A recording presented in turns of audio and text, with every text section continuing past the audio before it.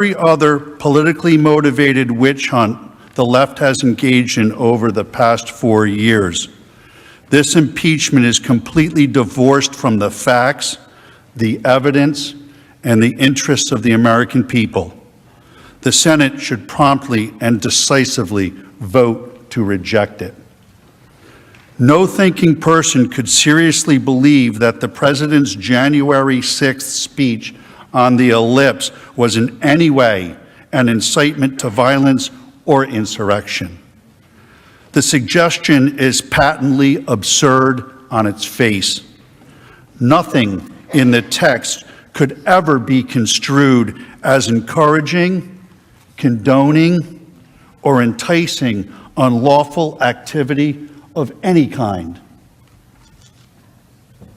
Far from promoting insurrection against the United States, the President's remarks explicitly encouraged those in attendance to exercise their rights peacefully and patriotically. Peaceful and patriotic protest is the very antithesis of a violent assault on the nation's capital. The House impeachment article slanderously alleges that the President intended for the crowd at the ellipse to, quote, interfere with the joint session's solemn constitutional duty to certify the results of the 2020 presidential election. This is manifestly disproven by the plain text of the remarks. The President devoted nearly his entire speech to an extended discussion of how legislators should vote on the question at hand.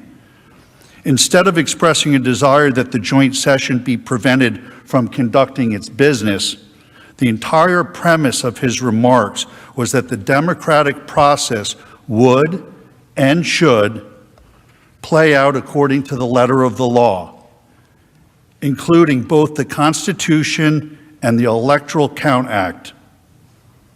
In the conclusion of his remarks, he then laid out a series of legislative steps that should be taken to improve democratic accountability going forward, such as passing universal voter ID legislation, banning ballot harvesting, requiring proof of citizenship to vote, and turning out strong in the next primaries. Not only these are not the words of someone inciting a violent insurrection. Not only President Trump's speech on January 6th, but indeed his entire challenge to the election results was squarely focused on how the proper civic process could address any concerns through the established legal and constitutional system. The President brought his case before state and federal courts, the U.S. Supreme Court, the state legislatures, the Electoral College, and ultimately the U.S. Congress. In the past, numerous other candidates for president have used many of the same processes to pursue their own election challenges.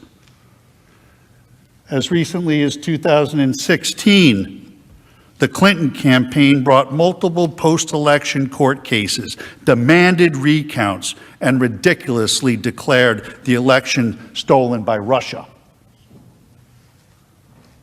Many Democrats even attempted to persuade the Electoral College delegates to overturn the 2016 results.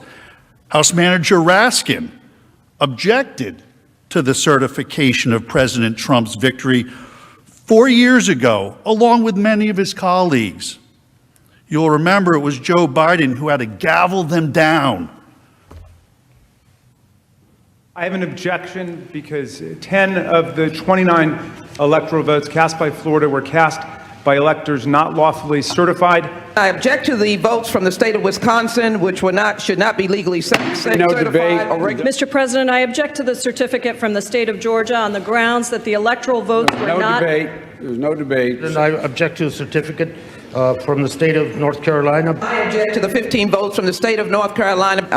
I object. I object to the certificate from the state of Alabama. The electors were not lawfully certified. Is it signed by a senator? Not as of yet, Mr. President. In that case, the objection cannot be entertained. The objection cannot be entertained. Counting, Debate is not in order. ballots. Even with the There is malfunction, no 87 debate in voting order. Is machines it that signed by a African senator? American- There is no Rights Act debate. and There is no concerning hacking debate by in the the Russian joint government. session. There is In no the debate. early There is voting no from debate. 16 There is to no 1, debate. and the massive Please come to order. The my objection signature on it cannot be seeking a senator, received. but the Russian evidence Section of Russian 18, interference Title in our 3 of election. the United States Code prohibits debate in the joint session. I do not wish to debate.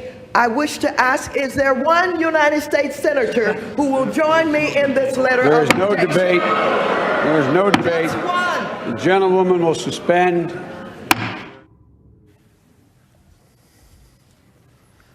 In 2000, the dispute over the outcome was taken all the way to the Supreme Court, which ultimately rendered a decision. To litigate questions of election integrity within this system is not incitement to resurrection.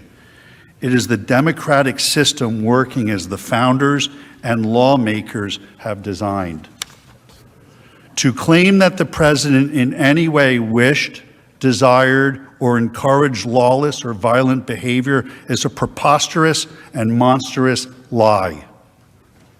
In fact, the first two messages the president sent via Twitter once the incursion of the Capitol began were, "Stay peaceful and no violence, because we are the party of law and order." The gathering on January 6th was supposed to be a peaceful event. Make no mistake about that. And the overwhelming majority of those in attendance remained peaceful.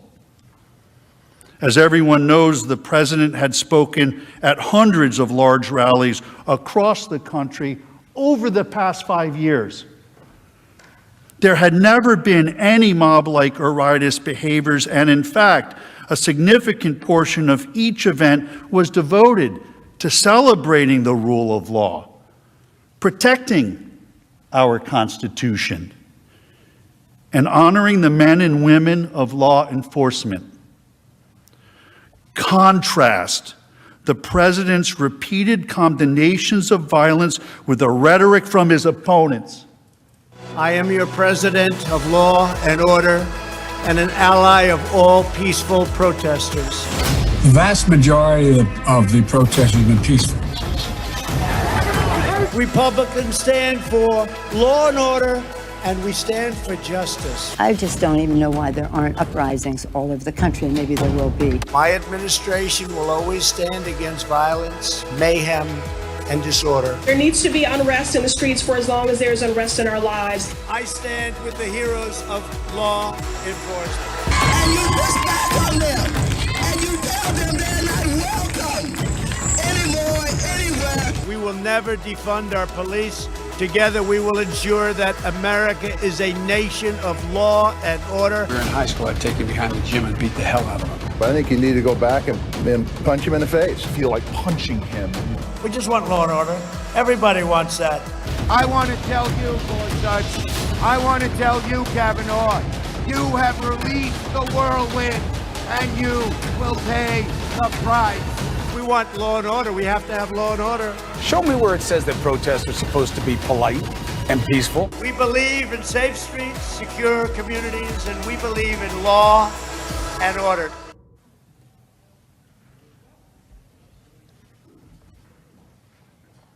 Tragically, as we know now, on January 6th, a small group who came to engage in violent and menacing behavior hijacked the event for their own purposes. According to publicly available reporting, it is apparent that extremists of various different stripes and political persuasions pre-planned and premeditated an attack on the Capitol. One of the first people arrested was the leader of Antifa. Sadly, he was also among the first to be released. From the beginning, the president has been clear. The criminals who infiltrated the Capitol must be punished to the fullest extent of the law. They should be imprisoned for as long as the law allows. The fact that the attacks were apparently premeditated, as alleged by the House managers, demonstrates the ludicrousness of the incitement allegation against the president. You can't incite what was already going to happen. Law enforcement officers at the scene conducted themselves heroically and courageously, and our country owes them an eternal debt. But there must be a discussion of the decision by political leadership regarding force posture and security in advance of the event. As many will recall, last summer, the White House was faced with violent rioters night after night.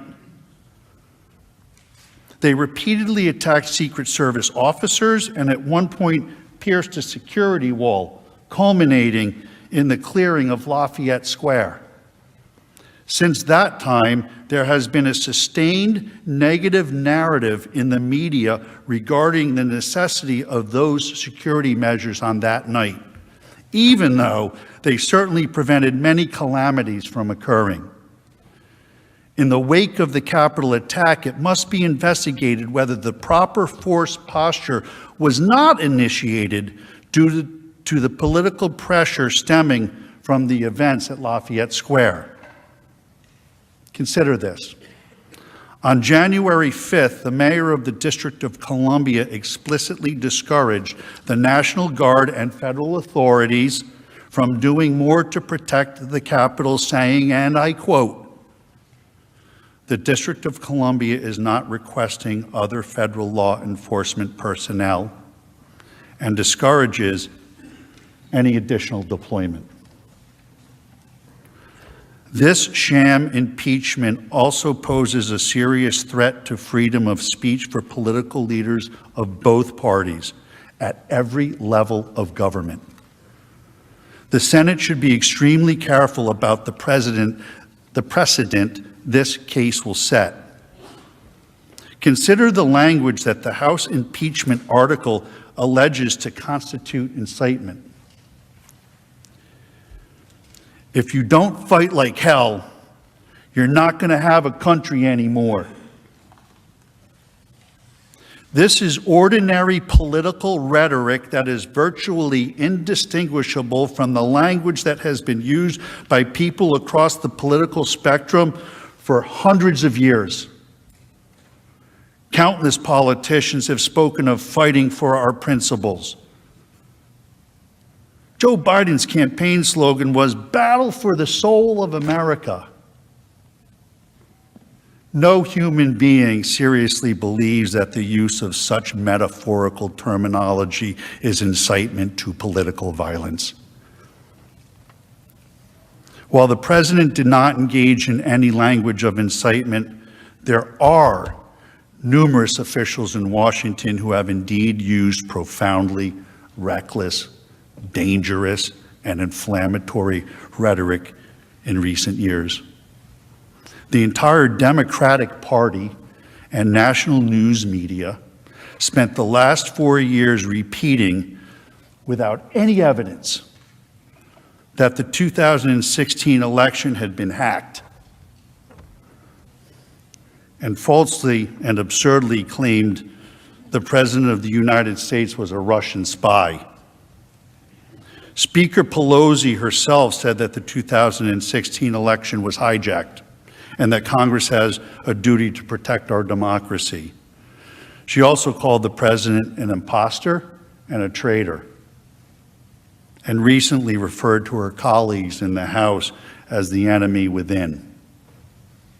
Moreover, many Democrat politicians endorsed and encouraged the riots that destroyed vast swaths of American cities last summer, when violent left-wing anarchists conducted a sustained assault on a federal courthouse in Portland, Oregon. Speaker Pelosi did not call it an insurrection. Instead, she called the federal law enforcement officers protecting the building stormtroopers. When violent mobs destroyed public property, she said, "People will do what they do." The Attorney General of the state of Massachusetts stated, yes, America is burning, but that's how forests grow. Representative Anya Presley declared, there needs to be unrest in the streets for as long as there is unrest in our lives. The current Vice President of the United States, Kamala Harris, urged supporters to donate to a fund that bailed out violent rioters and arsonists out of jail. One of those was released and went out and committed another crime, assault. He beat the bejesus out of somebody. She said of the violent demonstrations, everyone beware. They're not going to stop before Election Day in November, and they're not going to stop after Election Day. They're not going to let up, and they should not. Such rhetoric continued even as hundreds of police officers across the nation were subjected to violent assaults at the hands of angry mobs. A man claiming to be inspired by the junior senator from Vermont came down here to Washington, D.C. to watch a softball game and kill as many senators and congressmen as he could. It cannot be forgotten that President Trump did not blame the junior senator. The senior senator from Maine has had her house surrounded by angry mobs of protesters. When that happened and unnerved her, one of the House managers, I forget which one, tweeted, "Cry me a river."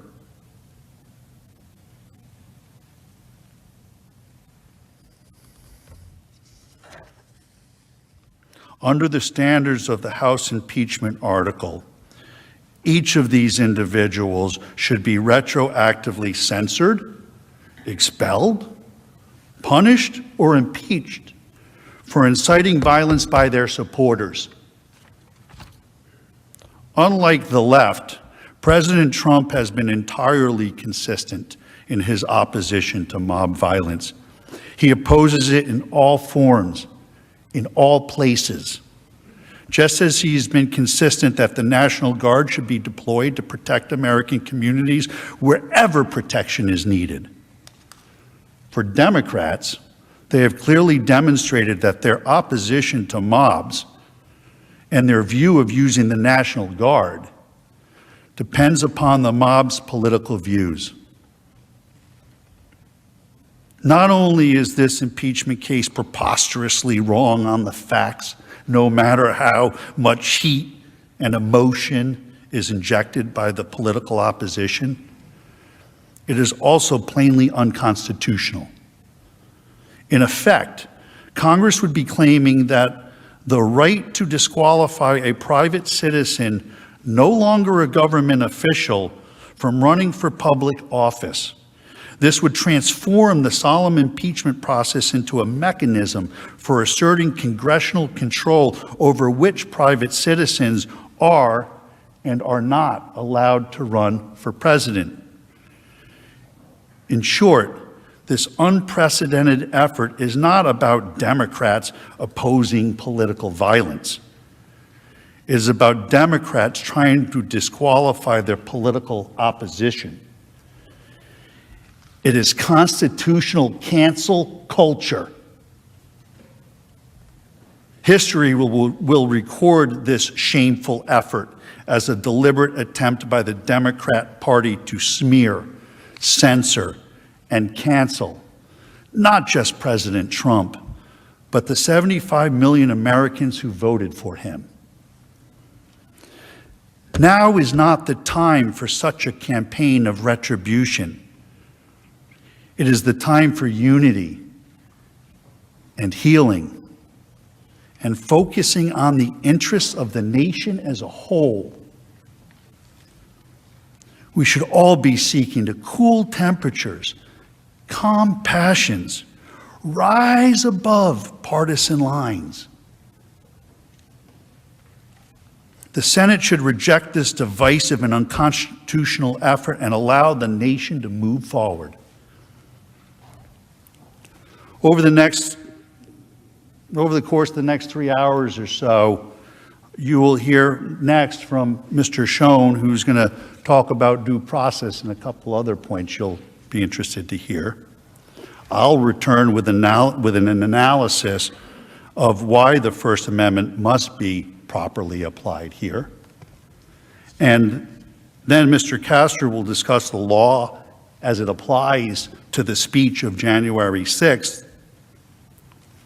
And then we'll be pleased to answer your questions. Thank you.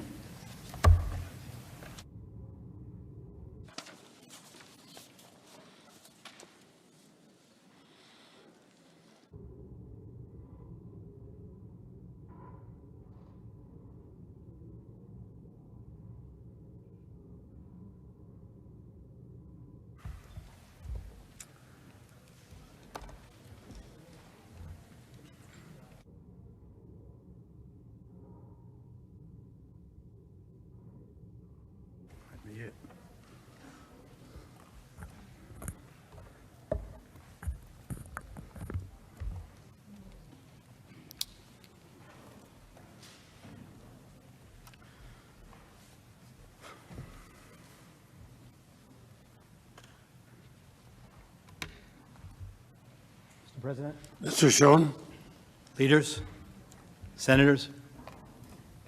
Throughout the course of today, my colleagues and I will explain in some detail the simple fact that President Trump did not incite the horrific, terrible riots of January 6th.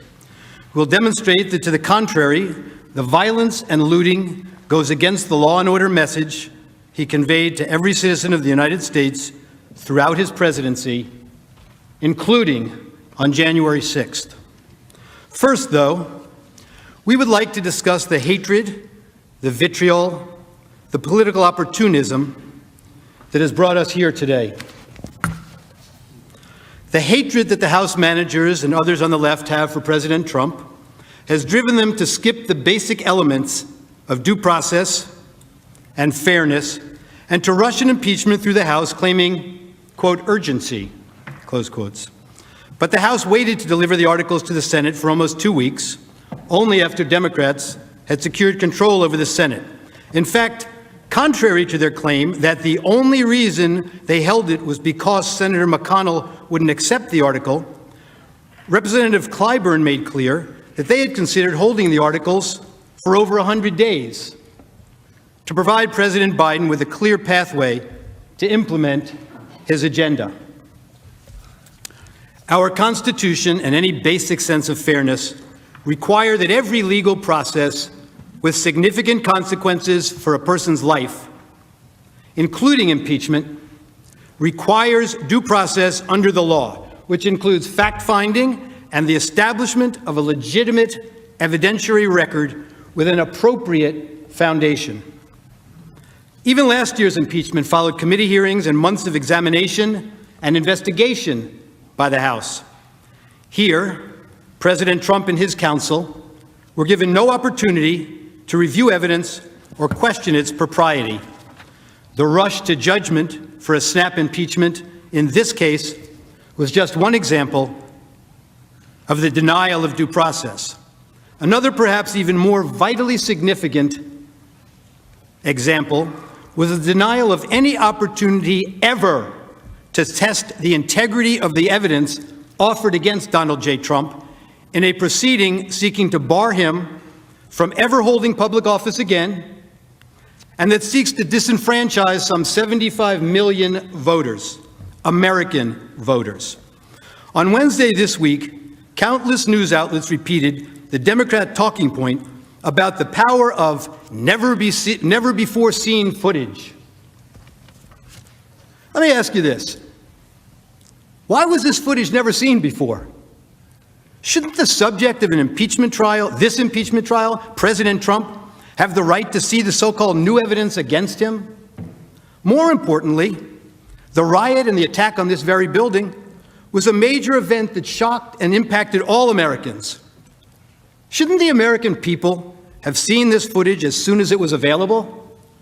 For what possible reason do the House managers withhold it from the American people and President Trump's lawyers? For political gain? How did they get it? How were they the ones releasing it? It is evidence in hundreds of pending criminal cases against the rioters. Why was it not released through law enforcement or the Department of Justice? Is it the result of a rushed snap impeachment for political gain without due process? House Manager Raskin told us all yesterday that your job as jurors in this case is a fact-intensive job. But of course, as several of the House managers have told you, we still don't have the facts. Speaker Pelosi herself on February 2nd called for a 9/11-style commission to investigate the events of January 6th. Speaker Pelosi says that the commission is needed to determine the causes of the events. She says it herself. If an inquiry of that magnitude is needed to determine the causes of the riot, and it may very well be, then how can these same Democrats have the certainty needed to bring articles of impeachment and blame the riots on President Trump? They don't. The House managers, facing a significant lack of evidence, turned often to press reports and rumors during these proceedings, claims that would never meet the evidentiary standards of any court. In fact, they even relied on the words of Andrew Feinberg, a reporter who recently worked for Sputnik, the Russian propaganda outlet. You saw it posted. By the way, the report they cited was completely refuted. The frequency with which House managers relied on unproven media reports shocked me as I sat in this chamber and listened to this. And there's a lot that we don't know yet about what happened that day. According to those around him at the time, reportedly responded. Trump reportedly reports across all major media outlets. Major news networks, including Fox News, reportedly summoned. Reportedly not accidental. According to reports, President Trump was reportedly spoke to the guard. And was widely reported. Media reports? According to reports, reportedly. As any trial lawyer will tell you, reportedly is a euphemism for, I have no real evidence. Reportedly is not the standard in any American setting in which any semblance of due process is afforded an accused. Reportedly isn't even, here is some circumstantial evidence. It is exactly as reliable as, I Googled this for you. And if you're worried that you might ever be tried based on this type of evidence, don't be. You get more due process than this when you fight a parking ticket.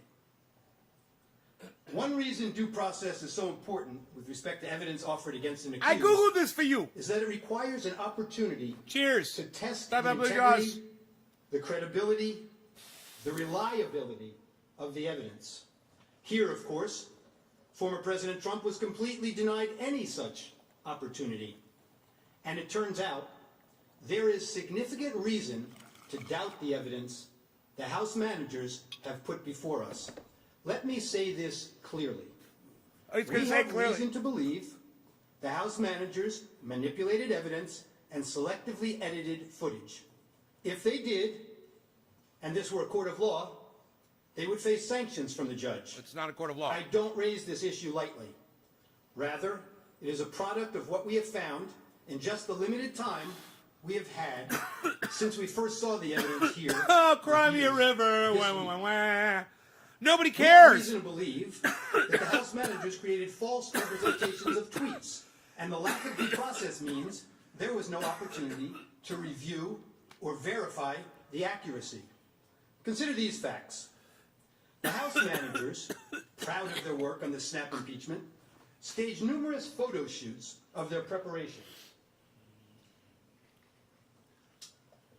In one of those, Manager Raskin is seen here at his desk reviewing two tweets side by side. The image on his screen claims to show that President Trump had retweeted one of those tweets. Now, members of the Senate, let's look closely at this screen, because obviously Manager Raskin considered it important enough that he invited the New York Times to watch him watching it. Now, what's wrong with this image? Actually, there are 3 things very wrong with it. Look at the date on the very bottom of the screen on Manager Raskin's computer screen when we zoom into the picture.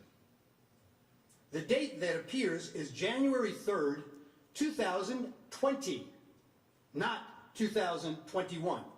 Why is that date wrong? Because this is not a real screenshot that he's working with. This is a recreation of a tweet. And you got the date wrong when you manufactured this graphic. Or they're looking maybe at an old tweet and they're trying to put information together that shows a pattern of Trump suggesting things. I don't know. I'm just doing this stuff. You did not disclose that this is a manufactured graphic and not a real screenshot of a tweet. Now, to be fair, the House managers caught this error before showing the image on the Senate floor.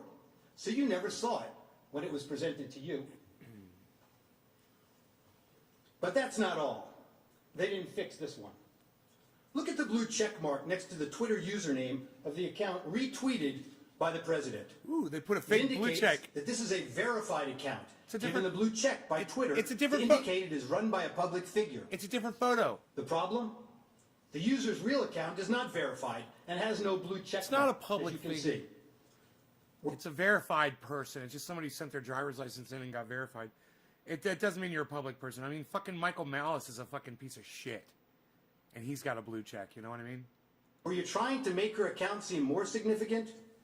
Or were you just sloppy? There's plenty of If we douchebags had out due there with process blue of law in checks. this case, we would know the truth. But that's not all that's wrong with It's this still one tweet. funny. I wouldn't be surprised if that was from 2 House accounts. Manager Swalwell showed you this tweet this week. Wouldn't that be and funny if this is all emphasized explainable that shit? This tweet reflected a call to arms. He told you repeatedly that this was a promise to call in the cavalry for January 6th. He expressly led you to believe that President Trump's supporter believed that the president wanted armed supporters at the January 6th speech, paramilitary groups, the cavalry, ready for physical combat. The problem is, the actual text is exactly the opposite. The tweeter promised to bring the Calvary, a public display of Christ's crucifixion, a central symbol of her Christian faith, with her to the president's speech, a symbol of faith, love, and peace. They just never want to seem to read the text and believe what the text means. You'll see this reported in the media last evening also. Words matter, they told you. But they selectively edited the president's words over and over again. Okay. They manipulated video, time-shifting clips, and made it appear the president's This words guy makes my were played fucking to a head crowd hurt. when they weren't. Let's take a look. Because nothing he says makes sense in my brain. My brain's just frying listening to it. We're going to walk down. We're going to walk down to the Capitol. Right here, we're going to walk down to the Capitol. And we're going to cheer on our brave senators and congressmen and women. And we're probably not going to be cheering so much for some of them. Okay, what do you mean by that?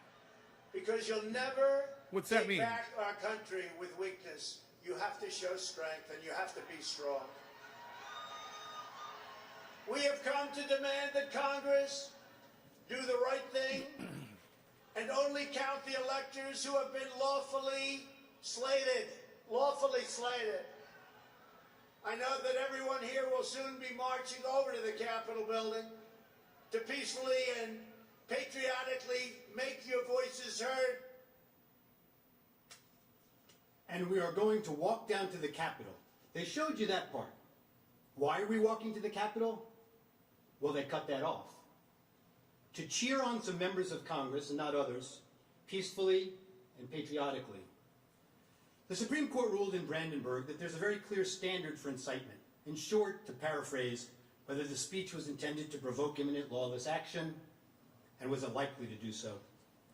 Go to the Capitol and cheer on some members of Congress. Are you not going to take into consideration the audience themselves? That there were a bunch of rabid motherfuckers that Donald Trump was well aware of, their support and how they felt and how they were charged up. He took full advantage of that. All you got to do is just point him in the right direction, dude. This guy's not proving any points at all right now. It's not really working for Donald Trump, in my opinion. But not others. They know it doesn't meet the standard for incitement. Oh, it so does. They edited it down. Oh, it's incitement. We heard a lot this week about fight like hell. But they cut off the video before they showed you the president's optimistic, patriotic words that followed immediately after. We fight like hell, and if you don't fight like hell, you're not going to have a country anymore. Our exciting adventures and boldest endeavors have not yet begun. My fellow Americans, for our movement, for our children, and for our beloved country. And I say this, despite all that's happened, the best is yet to come. There's that famous quote, like one of the House managers said, "A lie will travel halfway around the world before the truth has a chance to put its shoes on." Well, this lie traveled around the world a few times. No, not made its helping. way into the Biden campaign talking points and ended up. I on wonder the if they're going to Senate floor. get into the fact that Donald Trump's going to make them say that the Very election fine was a people on fraud. both sides. Wouldn't that be funny? Except that isn't all he said. And they knew it then, and they know it now. Watch this. But you also had people that were very fine people on both sides. You had people in that group, excuse me, I saw the same pictures as you did. You had people in that group that were there to protest the taking down of, to them, a very, very important statue and the renaming of a park from Robert E. Lee to another name. No, George Washington was a slave owner. Was George Washington a slave owner? So will George Washington now lose his status? Are we going to take down, excuse me, are we going to take down statues to George Washington? How about Thomas Jefferson? What do you think of Thomas Jefferson? You like him? Okay, good. Are we going to take down the statue? Because he was a major slave owner. Now we're going to take down his statue. So you know what? It's fine. You're changing history, you're changing culture, and you had people, and I'm not talking about the neo-Nazis and the white nationalists, because they should be condemned totally. But you had many people in that group other than neo-Nazis and white nationalists, okay? And the press has treated them absolutely unfairly. Now, in the other group also, you had some fine people, but you also had troublemakers, and you see them come with the black outfits, and with the helmets, and with the baseball bats. You had a lot of bad people in the other group too. Unfairly, sir, I'm sorry, I just didn't understand what you were saying. You were saying the press has treated white nationalists unfairly? I just didn't understand what you were saying. There were people in that rally, and I looked the night before. If you look, there were people protesting very quietly. Right on, Bad Blue Jones. I agree. Taking down of the statue of Robert E. Lee. I'm sure in that group there were some bad ones. The following day it looked like they had some rough, bad people. Neo-Nazis, white nationalists, whatever you want to call them. But you had a lot of people in that group that were there to innocently protest, and very legally protest, because, you know, I don't know if you know, they had a permit. The other group didn't have a permit. So I only tell you this, there are two sides to a story. I thought what took place was a horrible moment for our country, a horrible moment. But there are two sides to the country. Does anybody have a final? Does anybody have? There are two sides to the country. There are two sides to the This country. might be today the first time the news networks played those full remarks in their context. And how many times have you heard that President Trump has never denounced white supremacists? Now you in America know the truth. Here's another example. He White House literally managers made much of the- literally just said that his perception is that there are two sides to the country. You fucking idiot. You just played Donald Trump saying those words. He's the most divisive, fucking non-presidential moron in the world. And you're sitting there acting like he said something that defended him? President's supposedly ominous words of, "You have to get your people to fight." But you knew what the president really meant. He meant that the crowd should demand action from members of Congress and support primary challenges to those who don't do what he considered to be right. Support primary challenges, not violent action. I know what he meant because I watched the full video. And so did the House manager. All of this is well and good until you realize that it took Donald Trump over 2 hours before his first response after knowing that this was all going on. 2 hours and 15 minutes. Donald Trump did nothing for 2 hours and 15 minutes, guys. But they manipulated his words. While we were all sitting here in shock watching, remember? On that day, Donald Trump sat there for 2 hours and 15 minutes and let it go on.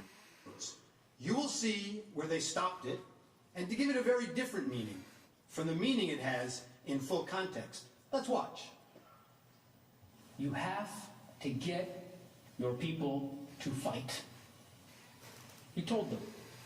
You have to get your people to fight. And if they don't fight, we have to primary the hell out of the ones that don't fight. You primary them, we're gonna let you know who they are. I can already tell you, frankly. The people who need to fight are members of Congress. Why did we have to skip the necessary due diligence and due process of law and any legal proceeding should have? It couldn't have been the urgency to get President Trump out of office. House Democrats held the articles until he was no longer president, mooting their case. Hatred, animosity, division, political gain, and let's face it, for House Democrats, President Trump is the best enemy to attack. I want to say this for Donald Trump, who I may well be voting to impeach. Donald Trump has already done a number of things which legitimately raise the question of impeachment. I don't respect this president, and I will fight every day until he is impeached. That is grounds to start impeachment proceedings. Those are grounds to start impeachment. Those are grounds to start impeachment proceedings. Yes, I think that's grounds to start impeachment proceedings. I rise today, Mr. Speaker, to call for the impeachment of the President of the United States of America. I continue to say, impeach him! Impeach 45! Impeach 45! So we're calling upon the House to begin impeachment hearings immediately. On the impeachment of Donald Trump, would you vote yes or no? I would vote yes. I would vote to impeach. Because we're going to go in there, we're going to impeach the motherfucker. But the fact is, I introduced articles of impeachment in July of 2017. If we don't impeach this president, he will get reelected. Now, this requires me to be for impeachment, have an impeachment hearing, and he's the scarlet eye on his chest. That's like, thank you. Should begin impeachment proceedings. Thank you. President. It is time to bring impeachment charges. Thank you, Snake bitch. Bring impeachment charges. Thank you, Snake. My is that he richly deserves impeachment. Thank you. At an impeachment rally, and we are ready to impeach them! Thank you. Impeach him every day of the week for anything he does. And Thank you, Nancy fucking cunt. That Thank same you. hatred and anger has led House managers to ignore their own words and actions. I agree and with set all a that. dangerous double standard. The House managers spoke about rhetoric, about a constant drumbeat of heated language. Well, as I'm sure everyone watching expected, we need to There's no mandatory vaccine, you fucking idiot. What are you talking about? show you some of their own words. I just don't even know why there aren't uprisings all over the country. Maybe there will be. And I got, and hey, random dude on fucking YouTube, I got other news for you. Nobody gives a fuck what you think. What do you think about that?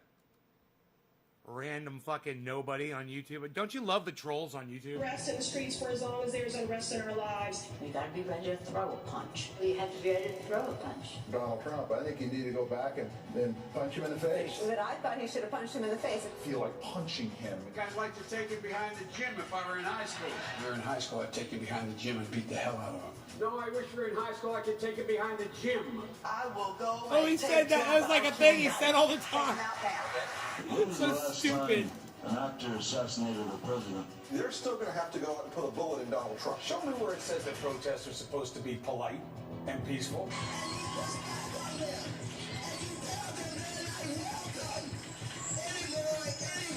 have thought an awful lot about blowing up the White House.